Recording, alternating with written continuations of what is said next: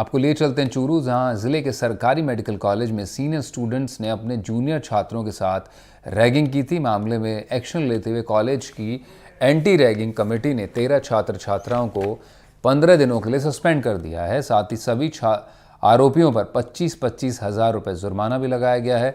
2022 के बैच के छात्रों ने जूनियर छात्रों के साथ रैगिंग की थी, जिसकी शिकायत ऑनलाइन पोर्टल के माध्यम से मेडिकल कॉलेज प्रिंसिपल को दी गई।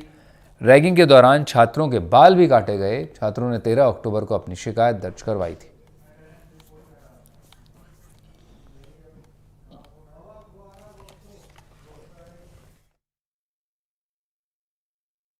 13 अक्टूबर को मेडिकल कॉलेज में उस समय हड़कंप मच गया जब जूनियर छात्रों ने अपने सीनियर छात्रों के विरुद्ध रैगिंग करने का पोर्टल के माध्यम से शिकायत दर्ज करवाई। उसके बाद कॉलेज प्रशासन है वो हरकत में आया और तुरंत ही एंटी रैगिंग कमेटी की ओर से जांच बिठा दी। अब जांच में ये सामने आया है कि कॉलेज के 13 सीनियर छात्रों ने जूनियर छात्रों के साथ रैगिंग की। उसके बाद सभी 13 छात्रों को 15 दिनों के लिए निलंबित कर दिया गया है। निलंबन के दौरान सभी 15 छात्र हैं वो कॉलेज के अंदर कोई भी क्लासेज नहीं ले सकेंगे। इसके अलावा सभी 13 छात्रों के विरुद्ध 25-25 हजार का जुर्माना भी कॉलेज प्रशासन की ओर से लगाया गया है। गौरतलब है कि पिछले कुछ दिनों से प्रदेश भर के अंदर छात्रों के सुसाइड केस सामने आ रहे हैं। वहीं कॉलेज प्रशासन की ये कार्रवाई है वो निश्चित रूप से एक सीख है कि यदि आप रैगिंग करते हो तो आपके विरुद्ध कड़ी कार्रवाई की जाएगी।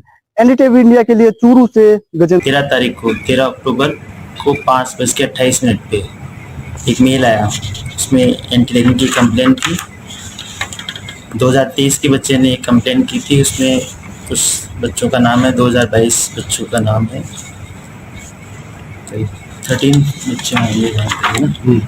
तो उसमें बताया गया कि भाई एब्यूजिव लैंग्वेज यूज़ की जाती है, मेंटली फिजिकली हैरास किया जाता है, सिर के बाल साफ करने, ये सब चीज़ें बताई गई, मतलब रैगिंग ली गई। फिर हमने एक कमेटी का गठन किया, कमेटी ने उसकी जांच की और उसकी रिपोर्ट दी और उनको हमने 15 दिन के लिए क्लास से एक्सपेल किया और 25,000 का जुर्माना। तो देखा आपने किस तरह से पूरा मामला। हमारे साथ कॉलेज प्रिंसिपल भी मौजूद होंगे और हम कोशिश करेंगे, एडवोकेट राजेंद्र राजपुरोहित भी मेरे साथ जुड़े। हम जानने की कोशिश करेंगे कि किस तरह से पूरा मुद्दा है। आप दोनों मेहमानों का स्वागत है। Doctor Shashikant Agrawal, medical college principal, मेरे साथ मौजूद हैं और वहीं पर एडवोकेट राजेंद्र राजपुरोहित। डॉक्टर अग्रवाल, मैं आपके पास आना चाहूँगा। पहले पूरा मामला जो है इसको आप ज़रा, मैं चाहूँगा आप दर्शकों को सिलसिलेवार ढंग से समझाएं कि क्या मामला था और कितने छात्र थे ये, और जब इतना सख्त कानून बन चुका है देश भर में तो इस तरह की घटनाएं सामने क्यों आती हैं कॉलेज में?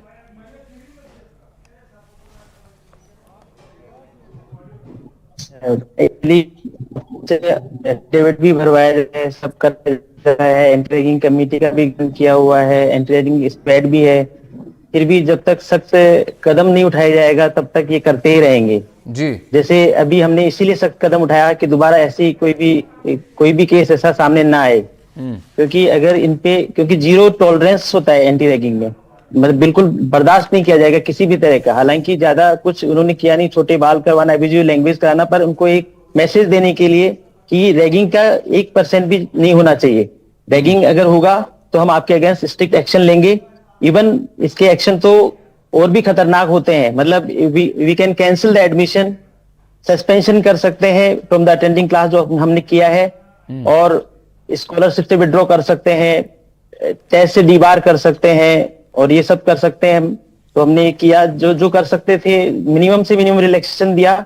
पर क्योंकि अगर रिलैक्सेशन नहीं देते, मतलब पनिशमेंट दिया, पनिशमेंट नहीं देते, तो ये घटना दोबारा होती।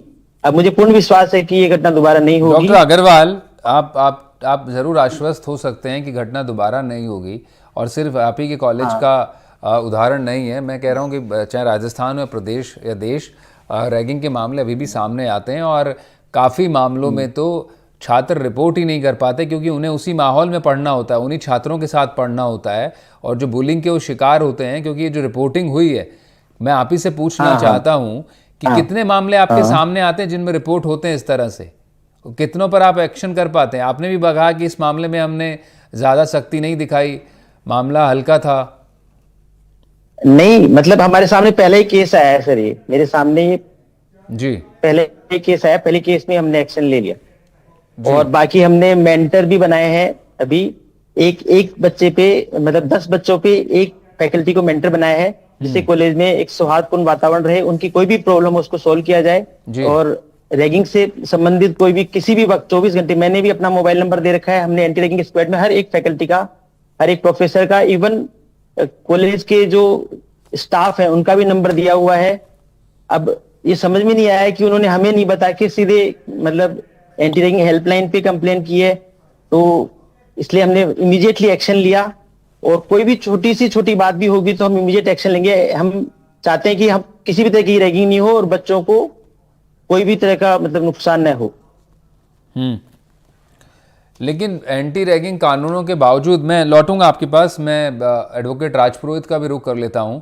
सर थोड़ा आप बताइए कि ठीक है, अग्रवाल तो बचाव करेंगे अपने कॉलेज का, इनका कहना है कि एक मामला आया और हमने फ़ौरन एक्शन ले लिया, लेकिन ये सभी को मालूम है, जग जाहिर है, आए दिन सुर्खियाँ भी बनता है कि काफ़ी कॉलेजेस में कई पेचीदा मामले भी सामने आते हैं, किस तरह से रैगिंग के ज़रिए एक तरह से पनिशमेंट तक दे दिया जाता है जूनियर छात्रों को सीनियर द्वारा। अब क्योंकि उनको उस माहौल में पढ़ना होता है, उन्हीं के साथ में पढ़ना होता है, कोलैबोरेटिव माहौल चाहिए होता है, अप्रोच चाहिए होती, कई मामले दबाए भी जाते हैं कॉलेज प्रशासन द्वारा, इस तरह की खबरें भी सामने आती हैं। क्यों नहीं रुक पाती इस तरह की घटनाएं, जबकि अब तो खास तौर पर बड़ा सख्त कानून है देश में। थैंक यू सर, मुझे यहाँ कॉल करने के लिए। जी सबसे पहले नमस्कार जी राजपुरोहित जी। सबसे पहले मैं थोड़ा सा हिस्ट्री में जाना चाहूंगा सर, इसमें मैं थोड़ा हिस्ट्री में जाना चाहूंगा जी, संक्षिप्त में सबसे बताइएगा पहले जी सर। तमिलनाडु गवर्नमेंट ने जी, मैं जैसे ये जिस प्रकार से ये हल्के में ले रहे हैं, 2001 में ऑनरेबल सुप्रीम कोर्ट ने और एक कंप्लीट ऑल इंडिया के अंदर रैगिंग पाबंद कर दी थी जी, और उसके ऊपर 2006 के अंदर एक आज के राघवन कमेटी बनाई थी और उस राघवन कमेटी को और ये इस प्रकार का जिम्मा सौंपा था गाइडलाइन तैयार करने के लिए।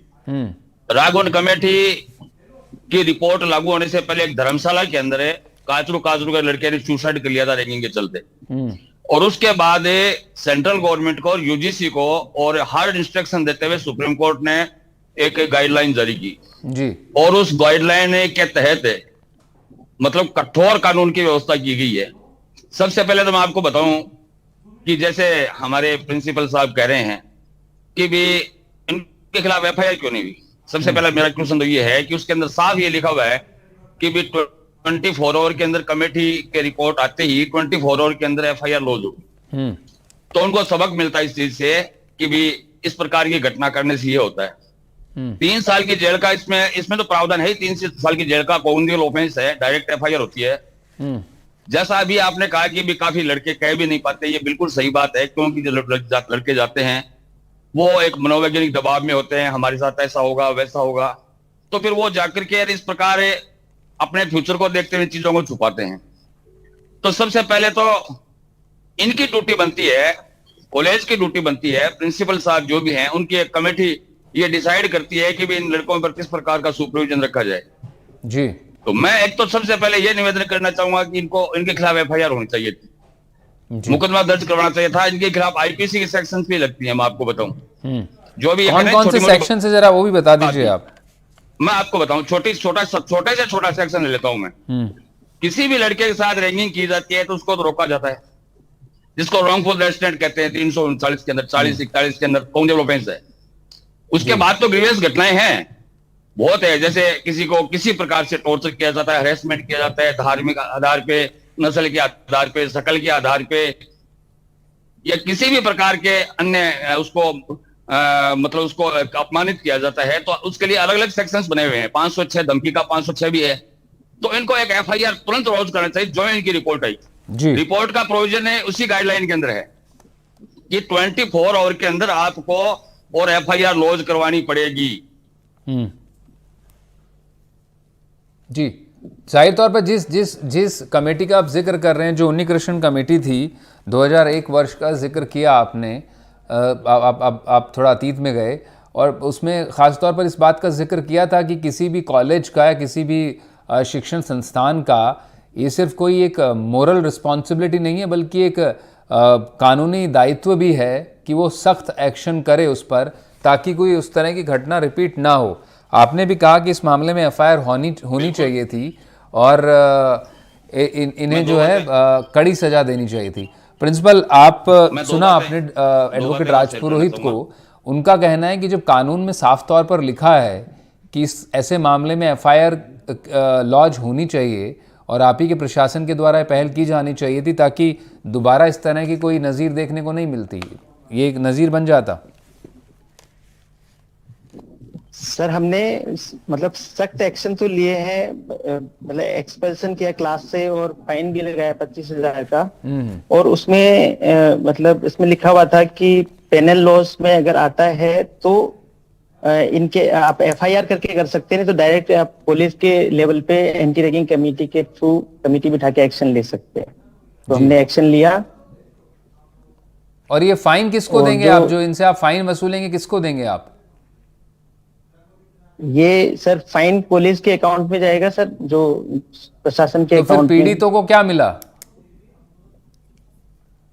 ये तो आप जो है आपने एक तरह से नहीं, ये मैं एडवोकेट राजपुरोहित से पूछता हूं इस बारे में, बड़ा दिलचस्प है।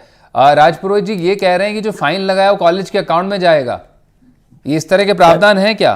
देखिए कि जो आप ये तो एक मतलब अपराध ही कमाई का जरिया बन गया फिर तो कॉलेज के लिए। इनके खुद के नहीं सर, कमाई का जरिया नहीं बना सर, मतलब हमारा उद्देश्य था कि कैसे भी यूनिवर्सिटी को जिस भी यूनिवर्सिटी के अंडर में मतलब है उस यूनिवर्सिटी को इनका हमने जो भी है एक्शन लिया है सर, सुप्रीम कोर्ट की गाइडलाइन के हिसाब से। हैवी जुर्माने कमेटी ने जो सजेशन अनुशंसा की, डॉक्टर अग्रवाल एक बार थोड़ा राजपुरोहित जी अपनी बात खत्म कर लें। जी राजपुरोहित जी, सवाल मैंने पूछा यही था प्रिंसिपल से कि जो फाइन लगा है ये कह रहे हैं कि कॉलेज के अकाउंट में जाएगा। आप कुछ बात रख रहे थे, इसको लेकर क्या कानूनी प्रावधान है कि फाइन लगाया जाएगा तो किसे मिलेगा? अगर नैतिक तौर पर देखा जाए या कानूनी तौर पर भी देखें तो फिर जो पीड़ित है उन्हें कॉम्पनसेट करना चाहिए। दुर्भाग्यशाली बात है, किसी को रेस्ट्रिकेट करना, ये मैं टेम्परेरी रेस्ट्रिकेट करना ये दंड मानता ही नहीं जी। आज इतनी बड़ी गंभीर घटनाएं हैं और रैगिंग के चलते हो रही है, और तो इसके अंदर तो उनको कड़ी कार्रवाई करनी चाहिए थी। एफआईआर उन्होंने लॉन्च नहीं करवाई। दूसरी बात है, मैं ये कहना चाहूंगा कि कॉलेज के खिलाफ अभी तक कोई कार्रवाई क्यों नहीं हुई, जब यूजीसी ने अपनी यूनिवर्सिटीज को, यूनिवर्सिटी ग्रांट कमीशन जो इनको कवर करता है, अपने यूनिवर्सिटीज को डायरेक्शन दे रखे हैं कि कोई रैगिंग की घटना वहां पाई जाती है तो कॉलेज के खिलाफ कार्रवाई की जाएगी और कॉलेज के खिलाफ हैवी जुर्माना लगाया जाएगा। वो अभी तक मुझे इस बात का सरप्राइज है कि इस घटना के अंदर ऐसा क्यों नहीं हुआ। ये यूजीसी को एक्शन लेना पड़ेगा, जाहिर तौर पर हम भी इस खबर को दिखा रहे हैं, यूजीसी को भी संज्ञान लेना चाहिए। मैं बात आपसे राजपुरोहित जी कर रहा था कि जो प्रिंसिपल कह रहे हैं कि हमने उन पर 25-25 हज़ार रुपए का जुर्माना लगाया है, लेकिन मेरा सवाल बड़ा ये है कि ये कॉलेज अकाउंट में जाएगा पैसा, मतलब अगर अब नैतिक तौर पर देखें चाहे कानूनी तौर पर, तो असल में तो जो पीड़ित छात्र है उनको कॉम्पनसेशन मिलना चाहिए। ये तो प्रिंसिपल साहब ही बताएंगे ना, ये कौन से प्रोविजन के तहत है, ये यूनिवर्सिटी नहीं कोई ऐसा प्रोविजन है क्या जुर्माना लगा? राजपुरोहित जी मैं पूछ रहा हूं कि जो बिल्कुल नहीं है, बिल्कुल भी नहीं है। तो फिर वही मैं सवाल पूछ रहा हूं। तो डॉक्टर अग्रवाल ये फिर आप कैसे कह रहे हैं कि आप ये जुर्माना लगाकर आप अपने कॉलेज अकाउंट में पैसे डाल लेंगे? ये तो आप गैर कानूनी काम कर रहे हैं। नहीं, ऐसा किस प्रावधान के तहत आपने किया है कि बच्चों पर, जो आरोपी छात्र हैं उन पर आपने 25-25 हज़ार रुपए का जुर्माना लगा दिया और आप उनसे वसूली करेंगे, तो अपराध की वसूली होगी कॉलेज के द्वारा? ये तो बड़ा हास्यास्पद है। नहीं सर ये एंटी रैगिंग कमेटी की अनुशंसा के आधार पर सुप्रीम कोर्ट की गाइडलाइन के हिसाब से सर हमने निर्णय लिया है। भाई एडवोकेट हैं हमारे साथ, वो बोल रहे हैं किसी भी कानून में ऐसा प्रावधान नहीं कि कॉलेज उनसे वसूली कर लेगा पैसों की। आप ये बताइए पीड़ित छात्रों को क्या कॉम्पनसेशन मिला, क्या आप उनकी क्या सिर्फ आपने अश्योरेंस दे दिया, लेकिन उनके साथ जो हुआ, जो मनोवैज्ञानिक रूप से टॉर्चर उन्होंने सहा, उसकी क्या कीमत चुकाएगा कॉलेज या वो छात्र? उनका सर हम जाके बार बार काउंसलिंग कर रहे हैं सर, और उनको नहीं, आप तो पैसे वसूल रहे हैं, आपने तो पैसे ले लिए अपराधी छात्रों से, आरोपी छात्रों से।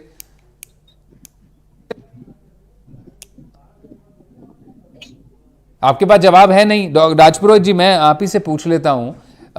जैसा प्रिंसिपल कह रहे हैं कि हम काउंसलिंग कर रहे हैं, काउंसलिंग तो बिना फाइन लगाए, बिना किसी कार्रवाई किए भी, रेस्टिगेशन के भी हो सकती है कार्रवाई, और अलबत्ता तो जो है कॉलेज में इस तरह का सख्त माहौल होना चाहिए कि ऐसी घटनाएं नहीं होनी चाहिए थी। मेडिकल कॉलेज है, जाहिर तौर पर बच्चों का सीधा भविष्य जुड़ा होता है, वहाँ एक सपना लेकर आता है बच्चा डॉक्टर बनने का, वो उसे इतने हम कोटा में देख रहे हैं कि इस तरह से बच्चे इस कंपटीशन के चक्कर में सुसाइड कर लेते हैं वहाँ पर मनोवैज्ञानिक दबाव में, और इसी कॉलेज में जहाँ बच्चा उस बड़ा सपना लेकर आते हैं, घर वालों की उम्मीदें लगी होती हैं, वहाँ पर बच्चों को पढ़ाई के साथ साथ इस तरह की भी बोझ सहने पड़ेंगे, तो ये तो बड़ा नाइंसाफी है इन बच्चों के साथ में। मैं निवेदन ये करना चाहूंगा, इन लोगों ने बड़ा हल्के में इस मामले को लिया है, या तो ये मेंटली कोई प्रेशर के तहत है, या इनका कोई इस मामले को रफा दफा करने का है। ये तो मीडिया का मैं मानता हूं कि इन लोगों ने इस प्रकार इस घटना को सीरियस लिया और इस प्रकार की घटना को और पब्लिक में पब्लिश किया और गवर्नमेंट तक पहुंचाने का काम किया, तब ये हुआ। बाकी इस प्रकार की घटनाएं एक आम बात है, और इन्हीं कॉलेजों के अंदर, खासतौर से मेडिकल कॉलेज और इंजीनियरिंग कॉलेज के अंदर ही ज्यादा घटना होती है, आपको मैं बताऊं। दूसरा, इन लोगों ने तो सुप्रीम कोर्ट का मजाक उड़ाया, इन लोगों ने यूजीसी का मजाक उड़ाया। जब यूजीसी ने ये गाइडलाइन तय कर रखी है कि आप 24 आवर के उनके खिलाफ एफआईआर लॉन्च कराओगे, और इनके खिलाफ ये प्रोविजन है कि यूजीसी और संबंधित यूनिवर्सिटी, जो भी एमडीएस यूनिवर्सिटी के अंडर में आते हैं, अन्य किसी यूनिवर्सिटी के अंडर में आते हैं, उस यूनिवर्सिटी की ये ड्यूटी बनती है कि इस कॉलेज को तुरंत प्रभाव से निलंबित करे और उसके खिलाफ हैवी कॉस्ट लगाए, हैवी जुर्माना लगावे और वो वसूल करे। जबकि इनके यहाँ उल्टी गंगा बहने वाली बात हो रही है। इनके खिलाफ कंटेम्प्ट का मामला भी बनता है, इनके खिलाफ यूजीसी का और जो सर्कुलर है, गाइडलाइन है, उसकी वॉयलेशन का मामला भी बनता है। और तो मैं यही निवेदन करना चाहूंगा कि भी कानून की इन्होंने खुलेआम धज्जियां उड़ाई है, इस प्रकार का एक्शन लेकर के कि एक टेम्परेरी किसी को कर दिया, जो कितने हार्ड एंड फास्ट कानून बने हुए हैं, यूजीसी गाइडलाइन है, सुप्रीम कोर्ट के निर्देशानुसार यूजीसी गाइडलाइन है। लेकिन एक बड़ी दिलचस्प बात यह भी है इस पूरे मामले में, राजपुरोहित जी, आप तो कानूनी मामलों के जानकार हैं, यूजीसी की साफ गाइडलाइंस हैं कि इस तरह की जो भी एंटी रैगिंग कमेटी उस शिक्षण संस्थान में होगी, उसमें टीचिंग स्टाफ के साथ साथ नॉन टीचिंग स्टाफ भी होगा, स्टूडेंट्स भी होंगे, यहाँ तक कि पेरेंट्स का भी प्रावधान है, मीडिया कर्मी भी उसमें होंगे, ये भी प्रावधान है। कितना पूरा हो पाता है इस तरह की ये, या सिर्फ खाना पूर्तियाँ होती है कॉलेजेस में? मैं कह रहा हूँ इस मामले के अंदर खाना पूर्ति हुई है। ये कॉलेज है, ये अपनी इज्जत को बचाने के अंदर और अपने इनके जो पेरेंट्स गार्जियंस वगैरह हैं, जो भी अक्यूज्ड हैं, मैं इनको अक्यूज्ड नहीं मानूंगा, एफआईआर लॉज इन्होंने नहीं करवाई, वो एक अलग चीज है, और इन्होंने इसको एक हल्के से लिया है, हल्के में। ये मैं तो इसकी जितना घोर निंदा, इतने हार्ड एंड स्ट्रिक्ट कानून होने के बावजूद भी, और इन्होंने इसकी बड़ी घोर निंदा करता हूं। दूसरी बात है, मैं निवेदन करना चाहूंगा कि जब वाकायदा इनके कॉलेज के फॉर्म भरे जाते हैं तो वाकायदा एक एफिडेविट लिया जाता है, एंटी नेगी का शपथ पत्र लिया जाता है। आपको पता है, आपको मालूम होगा कि भी लॉ के अंदर प्रोविजन है कि एफिडेविट का भी वॉयलेशन कोई करता है तो भी 6 माह की सजा है। आईपीसी के कानून तो इसके अंदर लगते हैं, इंडियन पेनल कोड तो इसमें सारी लगती है, अलग अलग धाराएं जो उसने एक्ट किए हैं। अब ये बात को दबाने के लिए इस मामले को ये हाईलाइट्स हो गया, तो एक टेम्परेरी रेस्ट्रिक्शन ये इसका अनुतोष नहीं है। यदि इस प्रकार का मामला हुआ तो इन चीजों इस प्रकार की निंदनीय घटनाओं को बहुत ज्यादा बढ़ावा मिलेगा। तो मैं तो यूजीसी से मांग करना चाहता हूं कि भी तुरंत प्रभाव से जो भी अक्यूज लड़के हैं उनके खिलाफ एफआईआर लॉज हो, और इस कॉलेज के खिलाफ जिसमें इस प्रकार की घटना हुई है, ये बड़ी निंदनीय है, उसके खिलाफ हार्ड एंड फास्ट एक्शन लेकर के और इस प्रकार की कॉलेज को और उसका जो भी है वो सस्पेंड किया जाए या इसका टर्मिनेशन किया जाए, और इस पर हैवी कॉस्ट जो उसमें प्रोविजन है, यूजीसी ने जो गाइडलाइन जारी की है कॉलेज के ऊपर लगाने का, जबकि ये तो नफा कमाने का काम कर रहे हैं कि हमारे कॉलेज के बजट के अंदर ये उसमें फंड के अंदर ही आएगा। यहाँ तो उल्टी गंगा बह रही है, जबकि इनके खिलाफ ये प्रोविजन है कि भी आपके खिलाफ अन्य अप्रोप्रिएट एक्शन के अलावा और आपके ऊपर हैवी जुर्माने का और प्रोविजन रखा गया गाइडलाइन के अंदर। वो गाइडलाइन कहाँ गई इनकी? जी। और राजपुरोहित जी, जाहिर तौर पर ठीक है, 2001 में सुप्रीम कोर्ट ने जो है सख्त निर्देश जरूर दिए थे, हालांकि उसके बावजूद 2009 में जो अमन काचरू जो स्टूडेंट थे उनका सुसाइड से पूरा देश में बवाल मचा था, और उसके बाद सुप्रीम कोर्ट ने फिर से यूजीसी और तमाम बड़े शिक्षण संस्थानों को सख्त हिदायत दी कि वो इस तरह की कमेटियां बनाएं और इसका इम्प्लीमेंटेशन कराएं। लेकिन फिर भी जागरूकता ज़रूर आई स्टूडेंट्स में, लेकिन इस तरह के मामले भी कमोवेश कहीं ना कहीं रिपोर्ट होते रहते हैं। लेकिन खासतौर पर एनडीटीवी ज़रूर इस तरह के मामलों पर गंभीरता बरतता है और हमने इस मामले को भी बड़ी संजीदगी से और संवेदनशीलता से दिखाने की दर्शकों के सामने जागरूकता के लिए और उठाने की पूरी कोशिश हम लोग कर रहे हैं। उसी कड़ी में मैं गजेंद्र भी मेरे साथी मेरे साथ मौजूद हैं, मैं गजेंद्र को भी जोड़ लेता हूँ। गजेंद्र, कॉलेज के प्रिंसिपल भी मेरे साथ मौजूद थे अभी थोड़ी देर पहले, मैं उनसे सवाल पूछ रहा था, हालांकि उनके पास जवाब था नहीं, शायद वो अभी ऑफलाइन हो गए हैं। क्या पूरा मामला था ये जो 15 बच्चे बताए जा रहे हैं और ये 25-25 हज़ार रुपये का कहा है कॉलेज ने कि हमने उन पर जुर्माना लगा दिया है, 15 दिन के लिए सस्पेंड कर दिया है 13 छात्र छात्राओं को। मैंने सवाल पूछा था कि जुर्माना आप किसे देंगे, वो कह रहे हैं कॉलेज अकाउंट में जाएगा। कमेटी बाकायदा बनती है एंटी रैगिंग, उसमें ना सिर्फ नॉन टीचिंग स्टाफ होता है बल्कि स्टूडेंट्स भी होते हैं, पेरेंट्स भी होते हैं, इनफैक्ट मीडिया कर्मी भी उसमें होते हैं। क्या आपने देखा कौन है यहाँ एंटी रैगिंग कमेटी में, उनसे कुछ बात हुई आपकी, कब का मामला है और कब सामने आया है? उपाध्याय मेडिकल कॉलेज चूरू के अंदर ही खड़ा हूँ, मेरे पीछे कॉलेज देख पा रहे होंगे। यहीं पर ही वो 13 अक्टूबर को घटना हुई, जब उसके बाद में यहाँ के जो स्टूडेंट्स हैं उन्होंने एंटी रैगिंग कमेटी को शिकायत की पोर्टल के माध्यम से। उसके बाद प्रशासन में हड़कंप मच गया, प्रशासन ने आनन फानन में 10 सदस्यों की टीम को गठित कर दिया और पूरे मामले की जाँच उनको सौंप दी। उसके बाद ये टीम ने जाँच की और सामने आया, दोनों पक्षों की ओर से टीम ने उनका पक्ष जाना और सामने आया कि यहाँ पर रैगिंग हुई है।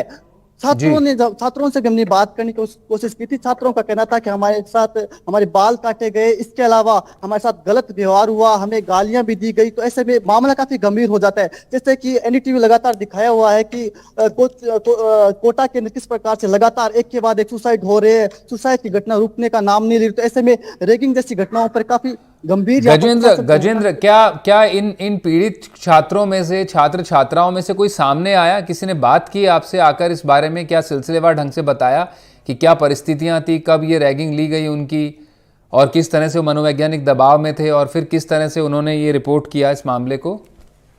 बिल्कुल, देखिए इस प्रकार के मामले के अंदर छात्रों की पहचान है वो उजागर नहीं की जा सकती। हालांकि हमने वो रिपोर्ट पढ़ी थी, उसके अंदर छात्रों ने साफ साफ कहा था कि हमारे बाल काटे गए, इसके अलावा हमारे साथ गलत तरीके से व्यवहार किया जाता था। तो हमारे सीनियर स्टूडेंट्स थे, उनके द्वारा हमारे से गलत व्यवहार किया जाता था। उसके बाद उन छात्रों ने थक हार कर पोर्टल के माध्यम से शिकायत की। हालांकि स्थानीय तो प्रशासन वो भी हरकत में आया और तुरंत एक जांच कमेटी बिठा दी। उसके बाद से 25-25 हज़ार रुपए का जुर्माना भी इन 15 छात्रों पर लगाया गया। इसके अलावा इनको सस्पेंड भी कर दिया गया। वहीं अब जैसा कि वकील साहब बता रहे थे, मैं भी सुन रहा था कि उन्होंने कहा कि पैसे लेगा कौन, और ये तो अधिकार क्षेत्र में नहीं। तो ये निश्चित रूप से ये एक सवाल है। इसके अलावा एक बड़ा सवाल यह भी है कि अभी सरकार है वो काफी गंभीर है, सुप्रीम कोर्ट भी काफी गंभीर है, क्योंकि हमने देखा है कि 2009 के अंदर इस प्रकार का एक मामला आया था, जब एक छात्र के साथ रैगिंग की गई। उसके बाद उस छात्र ने सुसाइड कर लिया। उसके बाद से रैगिंग जैसे मामलों के अंदर प्रशासन गंभीर हुआ, कोर्ट गंभीर हुआ। वहीं अब कॉलेजों के अंदर भी लगातार एंटी रैगिंग कमेटियां बननी शुरू हुई, क्योंकि हम देख पाते हैं कि आजकल इस रैगिंग के आधार पर छात्रों काफी अवसाद में आ जाते हैं और काफी जो इस प्रकार की घटनाएं वो बढ़ हुई है। विशेष रूप से मेडिकल कॉलेजों में इस प्रकार के मामले वो तेजी से बढ़ते हैं। तो ऐसे में दायित्व भी प्रशासन का बढ़ जाता है कि आप इस प्रकार के जो घटनाएं होती है उससे पहले तो रोक ही दिया जाए। सख्त इस प्रकार के मामलों में होना चाहिए। जी गजेंद्र, आप जुड़े हमारे साथ। गजेंद्र, बहुत शुक्रिया। डॉक्टर अग्रवाल हमारे साथ मौजूद नहीं है, मैंने उन्हें सवाल पूछा, वो तभी से स्क्रीन से गायब हो गए। और राजपुरोहित जी हमारे साथ जुड़े, उन्होंने तमाम कानूनी पहलू समझाए। राजन जी, आपका भी बहुत बहुत शुक्रिया। तो ग्राउंड रिपोर्ट में बस इतना ही। बाकी तमाम खबरों के लिए आप बने रहें एनडीटीवी के साथ। नमस्कार।